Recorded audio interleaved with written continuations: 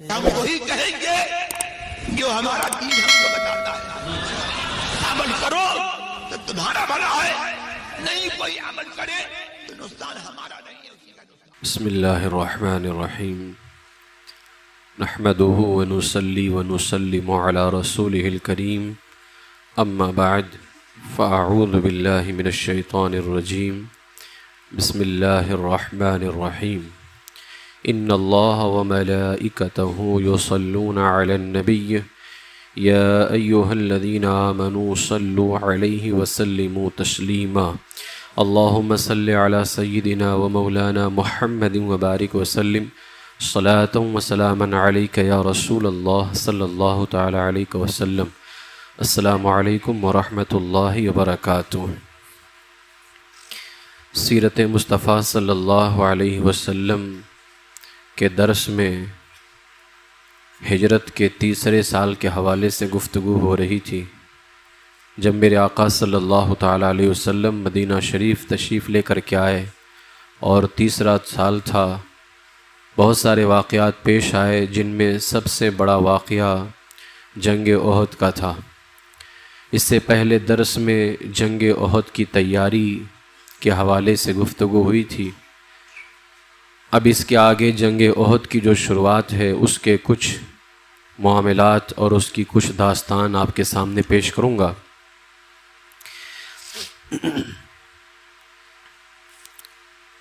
کفار مکہ پوری طاقت کے ساتھ اور مکمل تیاری کے ساتھ 12 شوال سن 3 ہجری بدھ کے دن مدینہ شریف کے قریب پہنچ کر کوہ احد پہاڑ پر اپنا پڑاؤ ڈال چکے تھے. مگر رسول اکرم صلی اللہ تعالی علیہ وسلم 14 شوال سن 3 ہجری بعد نماز جمعہ مدینہ شریف سے روانہ ہوئے. 12 شوال کو ہی یہ تمام لوگ پہنچ چکے تھے، مشرکین اور کفار. میرے آقا صلی اللہ علیہ وسلم 14 شوال یعنی جمعہ کے دن مدینہ شریف سے احد کے لیے نکلے ہیں. جب آپ جمعہ کے دن نکلے، رات آئی، یعنی 15ویں تاریخ لگ چکی ہے. رات کو آپ ایک قبیلے کے اندر آرام فرماتے ہیں، بنی نجار کا قبیلہ. یہ وہی قبیلہ ہے کہ جس قبیلے کی بچیوں نے کہا تھا طلع البدر علینا من ثنیات الوداع وجب الشکر علینا ما دعا للہ داعی. حضور صلی اللہ تعالی علیہ وسلم کا ننھال بھی ہے. آپ اس قبیلے میں رات کے اندر قیام فرماتے ہیں. 15 شوال سنیچر کے دن نماز فجر کے وقت آپ میدان احد میں پہنچے. حضرت بلال رضی اللہ تعالیٰ نے اذان دی. میرے آقا صلی اللہ علیہ وسلم نے نماز فجر پڑھا کر میدان جنگ میں مورچہ بندی شروع فرمائی، جس کو جنگ کی تیاری اور پورے لشکر کو ترتیب دینا. حضرت عکاشہ رضی اللہ تعالیٰ عنہ کو، جو میرے آقا علیہ السلام کا لشکر تھا، تو حضرت عکاشہ کو لشکر کے داہنے طرف، حضرت ابو سلمہ کو لشکر کے بائیں طرف، حضرت ابو عبیدہ بن جراح اور حضرت سعد بن ابی وقاص رضی اللہ عنہما کو اگلے حصے پر یعنی سامنے کی طرف، اور حضرت مقداد کو پیچھے کی طرف افسر مقرر فرمایا. یعنی سب کی ذمہ داری لگا دی، تمہیں داہنی طرف سے سنبھالنا ہے، تمہیں بائیں طرف سے سنبھالنا ہے. 2 لوگوں کو سامنے کی طرف رکھا اور حضرت مقداد کو پیچھے کی طرف. صف بندی جب آپ فرما رہے تھے اس وقت احد پہاڑ جو ہے آج وہ پیٹھ کی طرف میں تھا، یعنی احد پہاڑ پیچھے پڑتا تھا. اور ایک پہاڑ تھا کوہ عینین جو وادی قنات میں ہے. میرے آقا علیہ السلام نے اس کو بائیں طرف رکھا. لشکر کے پیچھے یعنی جہاں لشکر کھڑا تھا حضور علیہ السلام کا، لشکر کے پیچھے پہاڑ میں ایک تنگ راستہ تھا جس میں سے گزر کر کے کافر مسلمانوں کی صفوں پر حملہ کر سکتے تھے. اس لیے حضور علیہ السلام نے کیا کیا، اس راستے کی حفاظت کے لیے 50 تیر اندازوں کو مقرر فرما دیا. وہاں پر کہ آپ 50 تیر انداز یہیں کھڑے رہو گے، اور ان 50 لوگوں کا امیر جو ہے حضرت عبداللہ بن جبیر رضی اللہ تعالیٰ عنہ کو بنایا، اور حضور علیہ السلام نے حکم دیا کہ دیکھو ہم چاہے غالب آ جائیں یا ہم مغلوب ہو جائیں، یعنی جنگ چاہے جیتیں یا نہ جیتیں، اپنی جگہ سے اس وقت تک کے نہ ہٹنا جب تک میں تمہارے پاس کسی کو نہ بھیج دوں، یعنی کچھ بھی ہو جائے، جنگ ہاریں یا جیتیں، تمہیں یہاں سے ہٹنا نہیں ہے جب تک میں نہ کہوں۔ مشرکین جو تھے انہوں نے بھی اپنی صفوں کو درست کیا، کیونکہ یہ سب جنگ کی تیاریاں ہوتی ہیں، جنگ اب شروع ہونے والا ہے جنگ، تو انہوں نے بھی اپنی صفوں کو درست کیا۔ اب مشرکوں نے کیا کیا، جیسے حضور علیہ السلام نے اپنے لشکر کے داہنی طرف حضرت عکاشہ کو رکھا تھا اور بائیں طرف حضرت ابو سلمہ کو رکھا، تو ان لوگوں نے اپنے لشکر کے داہنی طرف خالد بن ولید کو رکھا، جو بعد میں ایمان لے کر کے آئے، اور پھر حضرت خالد بن ولید رضی اللہ تعالیٰ عنہ انہی کو کہا جاتا ہے۔ لیکن اس وقت ایمان نہیں لائے تھے، تو آپ کفار کی طرف سے لڑ رہے تھے، تو آپ کو لشکر کے دائنی طرف رکھا گیا، اور بائیں طرف اکرمہ بن ابو جہل کے بیٹے اکرمہ کو، یہ بھی بعد میں ایمان لے کر کے، حضرت اکرمہ صحابی رسول انہی کو کہتے ہیں، اس وقت یہ دونوں ایمان نہیں لے کر کے آئے تھے، تو خالد ابن ولید کو داہنی طرف رکھا اور اکرمہ کو جو ہے بائیں طرف رکھا۔ سواروں کا جو دستہ تھا آگے کا حصہ، وہ صفوان ابن امیہ کی کمان میں تھا۔ تیر اندازوں کا ایک دستہ ان کا الگ تھا، جن کا سردار عبداللہ بن ربیعہ تھا، اور پورے لشکر کا علم بردار طلحہ بن ابو طلحہ تھا، جو قبیلہ بنی عبدالدار کا ایک آدمی تھا۔ میرے آقا صلی اللہ علیہ وسلم نے جب دیکھا کہ پورے لشکر کفار کا علم بردار، یعنی پورے لشکر کا علم بردار جھنڈا اٹھانے والا قبیلہ عبدالدار کا ایک شخص ہے، یہ بڑا قبیلہ ہے، تو رسول پاک علیہ الصلوۃ والسلام نے بھی اسلامی لشکر کا جھنڈا حضرت مصعب رضی اللہ تعالیٰ عنہ کو عطا فرمایا۔ اب کفار نے اپنا جھنڈا کس کو دیا؟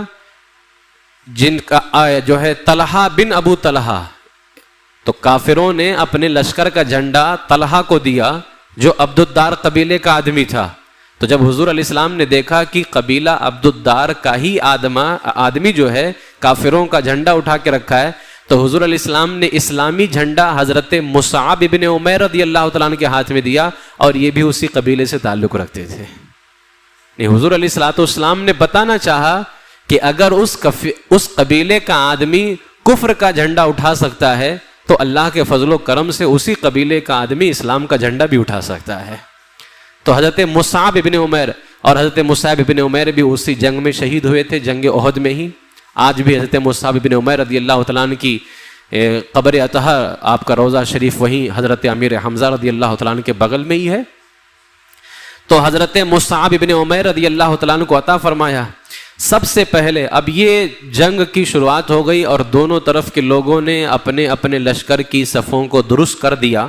سب سے پہلے میدان جنگ میں قریش کی عورتیں، جو کافر قریش تھے، ان کی عورتیں دف بجا کر ایسے اشعار پڑھتی ہوئی آئیں، جن اشعار کے اندر مطلب اس کا ایسا تھا کہ تم نے ہمارے لوگوں کو بدر میں مارا تھا، آج ہم اس کا بدلہ لے کر کے رہیں گے، یعنی ان اشعار کا مطلب ایسا تھا۔ وہ پڑھتی ہوئی میدان میں آئیں۔ لشکر کفار کا سپہ سالار جو تھے ابو سفیان، یہ بعد میں یہ بھی مان لے کر کے آئے، ابو سفیان کی بیوی ہند، یہ آگے آگے، اور کفار قریش کے معزز گھرانوں کی 14 عورتیں، ہند نے 14 عورتوں کو لیا، اور 14 عورتیں لے کر کے ساتھ میں آواز ملا کر کے یہ اشعار پڑھتی تھیں۔ سنو مسلمانوں، ہم آسمان کے تاروں کی بیٹیاں ہیں، ہم قالینوں پر چلنے والیاں ہیں، اگر تم بڑھ کر لڑو گے تو ہم تم سے گلے ملیں گے، یعنی ہم بھی لڑیں گے، اور پیچھے قدم ہٹایا تو ہم تم سے الگ ہو جائیں گے، یعنی تم لڑے تو ہم بھی لڑیں گے، اور اگر تم پیچھے ہٹو گے تو ہم بھی پیچھے ہٹ جائیں گے۔ یہ ہند نے 14 عورتوں کو لیا اور میدان میں ہی اشعار پڑھتی ہوئی آئیں۔ مشرکین کی صفوں میں سے سب سے پہلے جو شخص جنگ کے لیے نکلا کافروں کی طرف سے، ابو عامر اوسی، قبیلہ اوس کا بندہ تھا ابو عامر اوسی۔ یہ بندہ جو تھا یہ قبیلہ اوس کا تھا۔ قبیلہ اوس مدینے کا قبیلہ ہے، اب آپ حیران ہوں گے کہ جب قبیلہ اوس مدینے کا قبیلہ ہے تو یہ تو مکہ کے کافر آئے تھے لڑنے کے لیے، تو یہ وہاں کہاں سے چلا گیا؟ یہ جب مدینے میں رہتا تھا نا، یہ تھا یہودی، اور اس کی عبادت اور پارسائی اتنی زیادہ تھی، مذہب عیسائیت میں رہتا تھا، اس کی عبادت اور پارسائی اتنی زیادہ تھی کہ اس کو مدینہ والے راہب کہا کرتے تھے، پوپ، پادری، یعنی اتنا زیادہ عیسائی مذہب کا یہ راہب تھا، ان کا عبادت گزار بندہ تھا مدینے کے اندر۔ مگر جب حضور علیہ السلام مدینہ تشریف لے کر کے آئے نا، تو یہ حضور کی دشمنی پر آمادہ ہو گیا، کہا کہ اب تو ابھی تک سب میری عزت کرتے تھے، اب تو محمد رسول اللہ کی عزت کر رہے ہیں سب، تو اس نے ان سے دشمنی کی۔ تو میرے آقا علیہ السلام نے، پورا مدینہ اس کو راہب کہتا تھا، جب حضور نے فرمایا راہب نہیں فاسق ہے، تو سب فاسق کہنے لگے اس کو۔ یہ وہ بندہ تھا ابو عامر اوسی، یہ قبیلہ اوس مدینے کا قبیلہ ہے یہ۔ تو جب اس کا نام حضور نے فاسق رکھا نا، اور یہ زمانے جاہلیت میں اپنے قبیلے کا سردار تھا اور بڑا ہی مقبول بندہ تھا یہ مدینہ شریف کا، میرے آقا علیہ الصلوۃ والسلام کے حسد میں جل بھن کر کے یہ حضور کی مخالفت کرنے لگا، اور حضور نے اس کا نام فاسق رکھا، تو یہ مدینے سے نکل کر کے مکہ چلا آیا، یہ مدینہ سے نکلا اور مکہ آ گیا، اور یہاں آنے کے بعد میں کافروں کو محمد رسول اللہ صلی اللہ علیہ وسلم سے جنگ پہ ابھارنے لگا کہ تم محمد سے جنگ کرو، معاذ اللہ، ان کافروں کو ابھارتا تھا۔ اور اس کو جانتے ہوئے کافروں کو ابھارتا کیوں تھا؟ یہ ادھر سے کافروں کو ابھارتا تھا، اور اس کو زیادہ بھروسہ تھا کہ جب میں ان کافروں کے ساتھ جاؤں گا، ان سے لڑوں گا، اور محمد رسول اللہ کے ساتھ جو میرے قبیلہ والے لوگ لگ گئے ہیں، قبیلہ اوس کے آدمی، جب وہ مجھے دیکھیں گے تو ان کا ساتھ چھوڑ کر کے میرا ساتھ دیں گے۔ اس کو بھروسہ تھا اپنی قوم پہ کہ میری قوم ہرگز مجھ سے جنگ نہیں کرے گی جب مجھ کو دیکھے گی کہ میں ادھر دوسری طرف سے آ رہا ہوں، تو اس کو بھروسہ تھا اپنی قوم پر۔ تو اس نے سوچا کہ سب کے سب محمد رسول اللہ کا ساتھ چھوڑ دیں گے، لہٰذا ہم ان سے جنگ کرتے ہیں۔ چنانچہ اس نے میدان جنگ میں نکلا، سب سے پہلے کافروں کی طرف سے یہی آیا میدان جنگ میں، اور پکار کر کے کہتا ہے، اے انصار، یعنی اے مدینہ والے، کیا تم لوگ مجھے پہچانتے ہو؟ میں ابو عامر راہب ہوں، نہیں اپنے بارے میں بتا ہے کہ میں وہی ہوں جس کی عبادت کا تم دعویٰ کرتے تھے، میں تمہارا سردار ہوں ابو عامر راہب۔ تو انصار نے چلا کر کے کہا، ہاں ہاں اے فاسق، ہم تم کو خوب پہچانتے ہیں۔ اب اس کو کسی نے راہب نہیں کہا، سب نے کہا ہاں ہاں اے فاسق، ہم تم کو خوب پہچانتے ہیں، اللہ تعالیٰ تجھے ذلیل فرمائے۔ اب آپ اندازہ لگاؤ کہ حضور علیہ الصلوۃ والسلام کی محبت، آج لوگ کہتے حضور سے محبت کرتے ہو تو شدت نہیں ہونی چاہیے، مہربان ہونا چاہیے، نرم دل ہونا چاہیے، اس کو کیا کہو گے؟ اس کو کس چیز کا نام دو گے؟ جس کو لوگ راہب کہتے تھے، اپنا پیشوا مانتے تھے، لیکن جب اس نے رسول اللہ کا ساتھ چھوڑا تو کیا کہا انہی لوگوں نے؟ اے فاسق، ہم تم کو جانتے ہیں، اللہ تعالیٰ تجھے ذلیل و خوار فرماتے ہیں۔ اس لیے جب حضور سے محبت ہو جائے تو ان کے دشمنوں سے کسی بھی طرح کی کوئی دوستی یاری نہیں ہونی چاہیے، جیسا انصار نے کیا، کہا اے فاسق، ہم جانتے ہیں، اللہ تعالیٰ تجھے ذلیل و رسوا فرمائے۔ جب ابو عامر نے اپنے لیے یہ لفظ سنا تو تل ملا گیا، کہنے لگا ہائے افسوس، میرے بعد میری قوم بالکل ہی بدل گئی۔ تو قوم نے کہا تو کافر کے ساتھ ہو کے بدل سکتا ہے تو ہم محمد رسول اللہ کے ساتھ ہو کے کیوں نہیں بدل سکتے ہیں؟ یعنی کفر تجھ پہ اتنا اثر کر گیا تو پھر ان کی تو بات ہی نرالی ہے، ان کا نام بھی اثر رکھتا ہے، ان کی صحبت تو بہت دور کی بات ہے، ان کا نام بھی اثر رکھتا ہے۔ تو کفار قریش کی ایک ٹولی ابو عامر کے ساتھ میں آئی اور مسلمانوں پہ تیر برسانے لگی۔ جواب میں انصار نے، جو میرے آقا علیہ السلام کی طرف سے قبیلہ تھا، انہوں نے بھی خوب زور کی سنگباری کی، تو ابو عامر جو آیا تھا اور اس کے ساتھ میں 10 لوگ آئے تھے، یہ سب کے سب میدان سے بھاگ کھڑے ہوئے۔ اس کو بھروسہ تھا اپنی قوم پہ، لیکن قوم نے رسول اللہ کی غلامی ایسی کی تھی کہ اب ان کا ساتھ چھوڑنا گوارا نہ کیا انہوں نے۔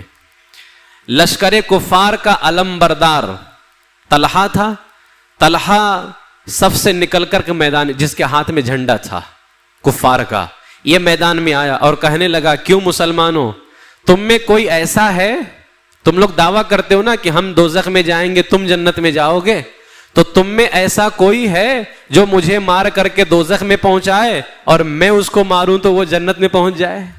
یعنی اس نے یہ تانے کے طور پہ کہا، ورنہ اپنے بارے میں دوزخ کا کون فیصلہ کرے گا؟ اس نے تانے کے بارے میں تانا مارتے ہوئے کہا، اے مسلمانوں، تم میں کوئی ایسا ہے جو مجھ کو دوزخ میں پہنچائے یا خود میرے ہاتھ سے مر کر کے جنت میں پہنچ جائے؟ یہ تانا دیا اس نے۔ اس کا یہ گھمنڈ سے بھرا ہوا کلام جب سنا میرے آقا مولا علی رضی اللہ تعالیٰ عنہ نے فرمایا، ہاں میں ہوں، کہا میں ہوں، تجھے مار کر کے دوزخ میں پہنچاؤں گا۔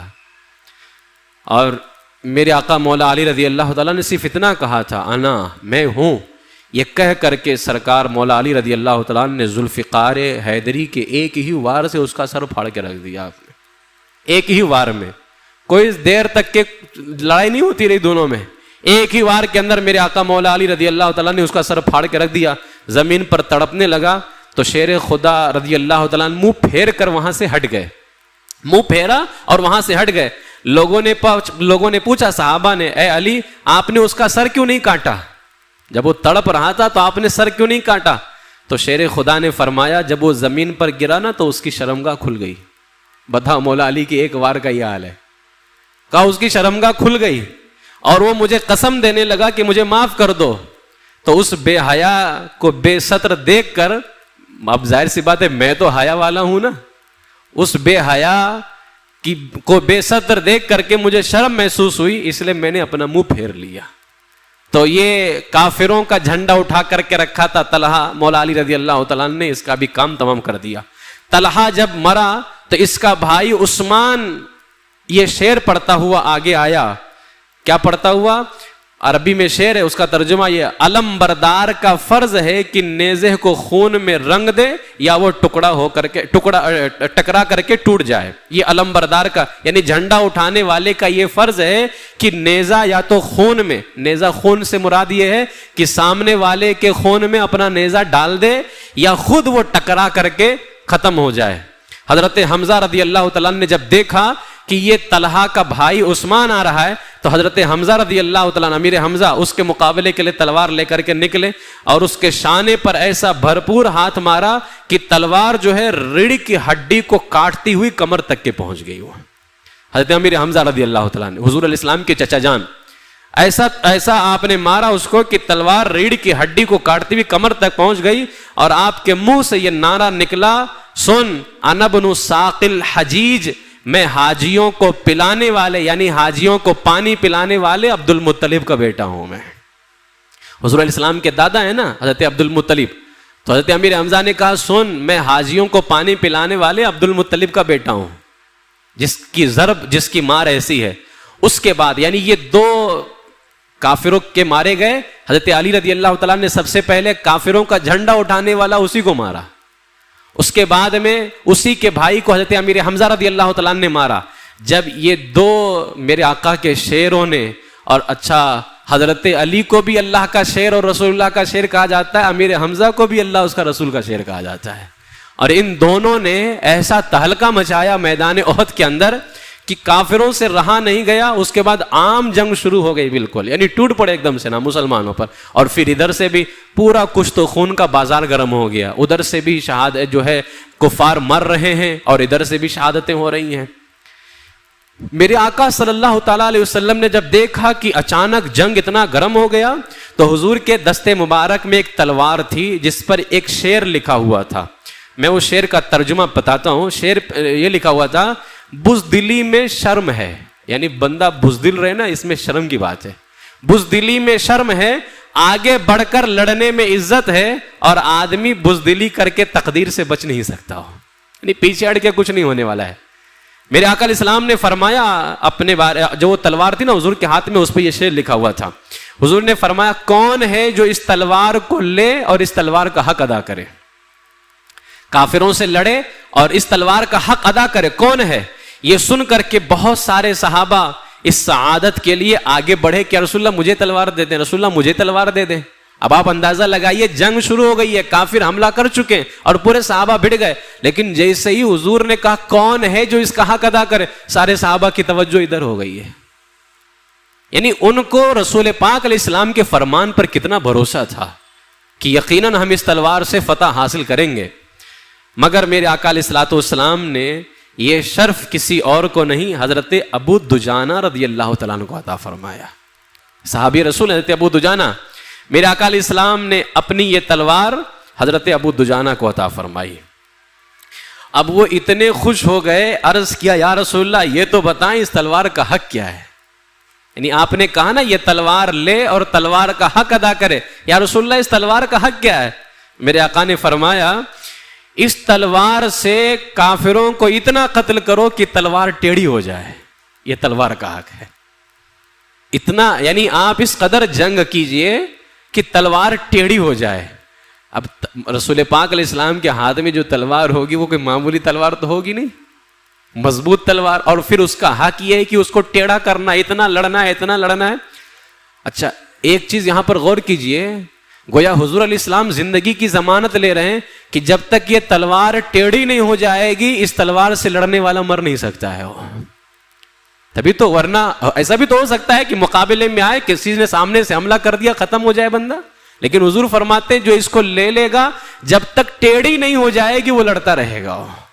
حضرت ابو دجانہ رضی اللہ تعالیٰ نے کہا یا رسول اللہ میں اس تلوار کو اس کے حق کے ساتھ لیتا ہوں، یعنی اس کا حق ادا کروں گا.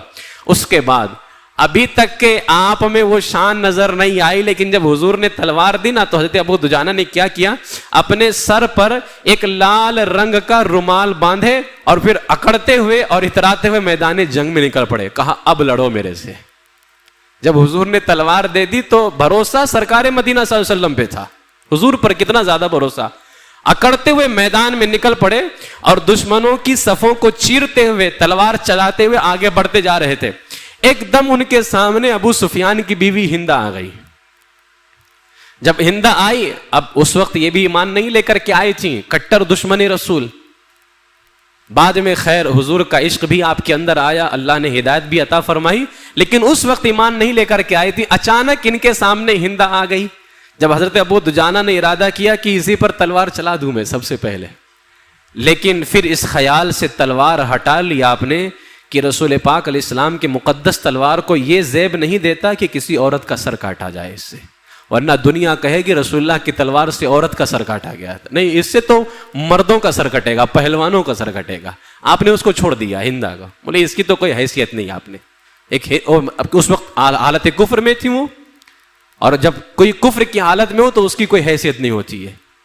بعد میں اللہ نے ہدایت عطا فرمائی، حضرت ابو سفیان بھی اسلام لے کر کے آئے، پھر یہ بھی اسلام لا کر کے حضرت ہندہ بن گئی. خیر اللہ تعالیٰ ان کی ساری غلطیوں کو اللہ نے معاف فرما دیا ہے. ہمیں ان سب چیزوں کو دہرانے کی ضرورت نہیں ہے. ایک سیرت کا درس ہو رہا ہے، اس لیے میں تاریخ کے اندر بات آئی تو اس کو بتا رہا ہوں. حضرت ابو دجانہ نے اس کو چھوڑ دیا. حضرت ابو دجانہ کی طرح حضرت حمزہ اور حضرت علی رضی اللہ تعالی عنہما بھی دشمنوں کی صفوں میں گھس گئے اور کفار کا قتل عام شروع کر دیا. حضرت حمزہ رضی اللہ تعالیٰ انتہائی جوش جہاد میں 2 دستی تلوار مارتے ہوئے آگے بڑھتے جا رہے تھے. اسی حالت کے اندر سبا غبشانی نام کا ایک شخص آپ کے سامنے آیا، کافر. آپ نے تڑپ کر کے فرمایا، جب اس کو دیکھا نا امیر حمزہ نے تو فرمایا اے عورتوں کا ختنہ کرنے والی عورت کے بچے، عورتوں کا ختنہ کرنے والی عورت.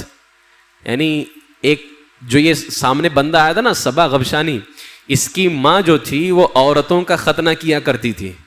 تو امیر حمزہ نے کتنا سخت جملہ کہا. آج لوگ ہمیں کہتے ہیں اتنا سخت جملہ استعمال کرتے ہو، یہ کون سا جملہ ہے؟ اب میں پورے دلائل ابھی نہیں دے رہا ہوں، اللہ میں بہت پہلے کہا لیکن وقت نہیں ملتا ہے کہ صحابہ کرام نے کفار کے لیے، دشمنوں کے لیے ایسے ایسے سخت جملے استعمال. ہم کہہ دیں شیطان، ہم کہہ دیں مردود تو لوگ کہتے بازاری جملہ ہے. تو کیا صحابہ بھی معاذ اللہ بازاری جملہ استعمال کرتے تھے؟ عقیدہ کر سکتے ہو اپنا ایسا؟ ان سے بہتر جملہ کون ادا کر سکتا ہے؟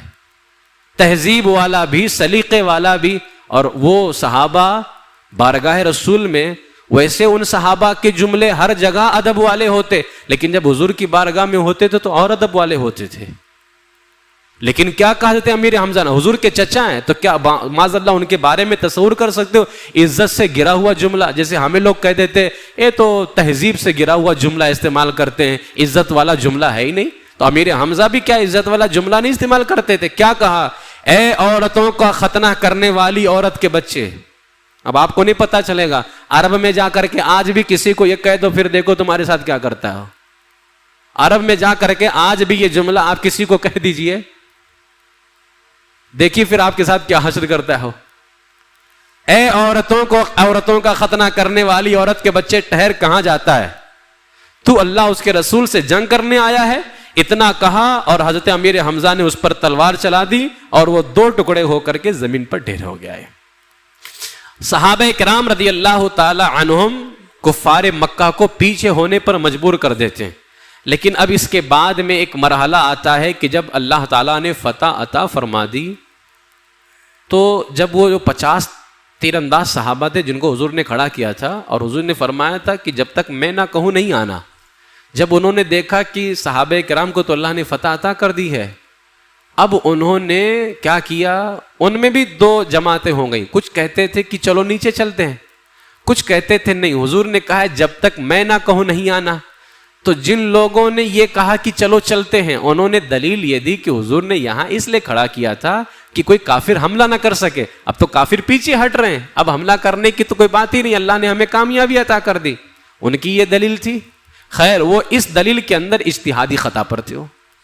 اس کو اجتہادی خطا کہیں گے، اس کو گستاخی نہیں کہا جائے گا. اجتہادی خطا کہ حضور نے یہاں کھڑا اس لیے کیا تھا کہ کوئی پیچھے سے حملہ نہ کرے. اب تو ہم جنگ جیت چکے ہیں، چلو چلتے ہیں.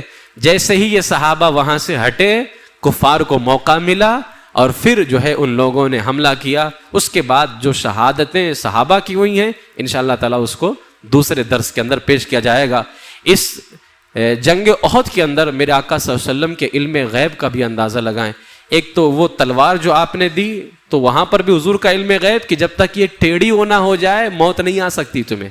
اور دوسرا، حضور علیہ الصلوۃ والسلام کو پہلے سے معلوم تھا کہ یہاں سے کافر حملہ کریں گے، تبھی تو وہاں 50 تیر انداز صحابہ کو کھڑا کیا تاکہ کوئی حملہ نہ کر سکے. تو یہ میرے آقا صلی اللہ علیہ وسلم کے علم غیب کی روشن دلیل ہے. اللہ تبارک و تعالیٰ سرکار مدینہ صلی اللہ علیہ وسلم کے صحابہ اور ان کی آل اولاد کے طفیل مسلمانوں کو عزت و سرفرازی عطا فرمائے. سرکار مدینہ صلی اللہ تعالیٰ علیہ وسلم کے طفیل اللہ تعالیٰ ہم سب مسلمانان اہل سنت کو کامیابی عطا فرمائے. بالخصوص جو ہے سنبھل کے اندر جو کافروں نے معاملہ کیا ہے، اللہ تعالیٰ اس مسجد کی حفاظت فرمائے اور تمام مسجدوں کی اللہ تعالیٰ حفاظت فرمائے. آپ تمامی حضرات سے گزارش ہے کہ ان کے لیے خاص دعائیں بھی کریں. چاہے اتنا کچھ ہونے کے بعد بھی مسلمانوں کے حالات بدل نہیں رہے. سرکار محدث کبیر صاحب قبلہ نے ان کا ایک پوسٹ آیا ہوا تھا اسی مسئلے کو لے کر کے، بہت بہترین جملہ تھا. آپ نے فرمایا کہ اس دور میں ضروری ہے کہ مسجدوں کی حفاظت کی جائے. تو میں بھی اس کو پڑھ کر کے حیران تھا کہ آگے کیا ہوگا. کون سا ایسا طریقہ بتانے والے ہیں کہ جس سے مسجدوں کی حفاظت ہو جائے. کچھ لوگ کہتے ہیں نا ان سے مل جاؤ، ان سے مل جاؤ، ان سے اتحاد کر لو، ان سے اتحاد کر لو. کچھ نہیں ہونے والا ہے. اپنے ایمان کے ساتھ مضبوطی پر قائم رہو، اللہ کی بندگی کرتے رہو، اللہ کامیابی عطا فرمائے گا. حضرت نے فرمایا اس دور میں ضروری ہے کہ مسجدوں کی حفاظت کی جائے. پھر آگے لکھا مسجدوں کی حفاظت کا سب سے بہتر طریقہ یہ ہے نمازوں کے وقت مسجدوں کو بھر دیا جائے، نمازی سب مسجد میں نظر آئیں. یہ سب سے بہتر طریقہ حفاظت کا. تمہارے پروٹیسٹ سے کچھ نہیں ہونے والا ہے، سب حکومت ان کی ہے، غیروں کی ہے. کتنا چلاؤ گے تمہیں کو مارا جائے گا. ہاں یہ نہیں کہ اس کا یہ مطلب نہیں کہ پروٹیسٹ نہ کیا جائے، لیکن مسجدوں کی حفاظت کا سب سے بہتر طریقہ یہ ہے کہ مسجدوں کو نمازیوں سے بھر دیا جائے. یہ سب سے بہتر طریقہ ہے.